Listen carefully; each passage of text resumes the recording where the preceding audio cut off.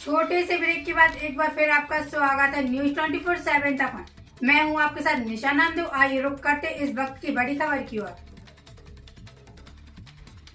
स्वराज्य किसान संघ संस्थापक अध्यक्ष सूर्या अडबाले इनके कार्यालय का उद्घाटन सुधाकर भाऊ अडबाले साहब के द्वारा किया गया। सुधाकर भाऊ से खेती करने वालों से बातचीत भी की गई और ये आश्वासन दिया गया कि जो भी किसानों की और शिक्षकों की समस्या है उसको सुलझाने में हम पूरा प्रयास करेंगे। लोकसभा चुनाव में होली में महाविकास आघाड़ी की उम्मीदवार प्रतिभा ताई धानोरकर मैडम को स्वराज्य किसान संगठन का सूर्या अडबाले ने पाठिंबा दिया और हम किसानों को हक अधिकार के लिए लड़ते आखिर तक लड़ते रहेंगे। आज किसान आत्महत्या करने के लिए मजबूर हो रहा है।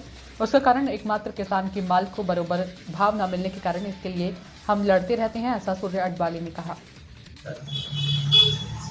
आज यहाँ पर स्वराज्य शेतकरी संगठन का कार्यालय का उद्घाटन हो गया है।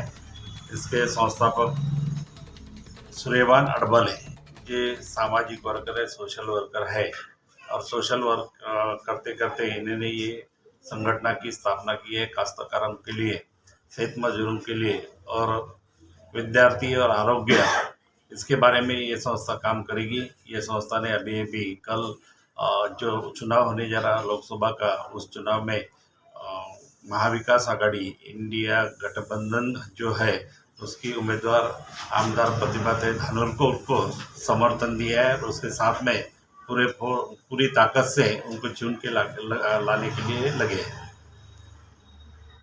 आज या ठिकाणी स्वराज्य शेतकरी संघटना या कार्यालयाचे उद्घाटन झालेले आहे। माननीय शिक्षक मतदारसंघाचे आमदार आदरणीय सुधाकरजी अडबाले साहेब, आमचे मोठे बंधू यांच्या हस्ते हे स्वागत आम्ही कार्यालयाचं उद्घाटन केलेलं आहे।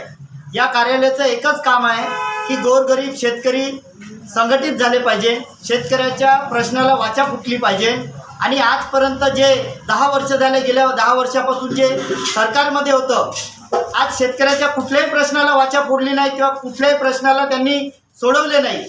आज वनमंत्री चंद्रपूरचे असून सुद्धा डुकराचा प्रश्न, शेतीमालाचा 40% माल हे डुकरं निस्तनाबूत करतात शेतीमालाचे, पण वनमंत्री असून सुद्धा त्यांनी तो प्रश्न सोडवला नाही। उलट म्हणजे विदेशी महिला आणून या ठिकाणी नाचवला आणि 611 करोड रुपये खर्च करून या ठिकाणी हे केलं, पण आम्हाला त्या महिला नाचवण्यात काही हे इंटरेस्ट नाही। आमच्या वावरातले जे डुकरं आहे या डुकराला 5-50 कोटी खर्च करून आमच्या वावरातून हदबार केलं असतं तर आमच्या शेतकऱ्याला काहीतरी दिलासा भेटला असता।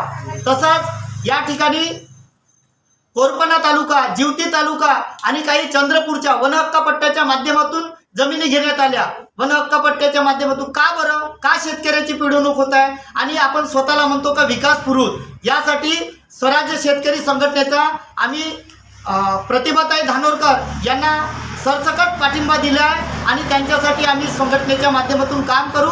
गावागावातला कास्तकार आज पेटून उठला आहे आणि हा त्रस्त झालेला कास्तकार आज यांची जागा दाखवल्याशिवाय राहणार नाही। असेच अनेक शेतकऱ्याचे प्रश्न आहे, यासाठी आम्ही संघटनेच्या माध्यमातून पुढे सुद्धा वाटचाल करू आणि साहेबांचं मार्गदर्शन आम्हाला असो ही विनंती करतो।